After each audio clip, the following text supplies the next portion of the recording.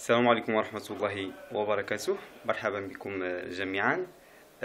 فقط لدي بعض بعض التوضيحات بخصوص مجموعة من الحلقات اللي كنت نشرتها من قبل بخصوص صعوبات المقاولة. كيف ما كتعرفوا بأنه في الشهر اللي فات، شهر 4 في الآخر ديالو، المشرع المغربي قام بنسخ الكتاب الخامس المتعلق بصعوبات المقاولة بمقتضى القانون 73 17 اللي تغير هذا القانون بشكل جذري. وبالتالي الحلقات التي كانت متعلقة بمادة صعوبات المقاولة اللي قمت بشرحها من قبل أصبحت غير ذي جدوى، ما بقاتش صالحة، وبالتالي ما تعتمدوش عليها. لأن الإنسان خصو يعتمد على المقتضيات الجديدة.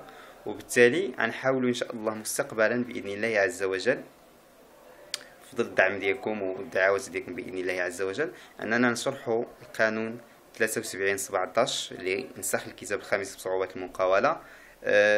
نحاولوا أننا نعوضوا المقتضيات القديمة، نعوضوها مقتضيات جديدة، ونحاولوا أننا نبرزوا أوجه الاختلاف وفين طرأت إن شاء الله مقتضيات، فين طرأت التغييرات بشكل كبير، والمستجدات اللي جا بها، سواء تعلق الأمر بمسطرات الإنقاذ، التغييرات اللي دخلت على مسطرات التسوية الودية اللي أصبحت اسمها مسطرات المصالحة. مجموعة من الأمور اللي تغيرت، ومجموعة من المعطيات اللي محورية طرأ عليها التغيير، وبالتالي ما تعتمدوش على حلقات قديمة القدامى متعلقين بصعوبات المقاولة.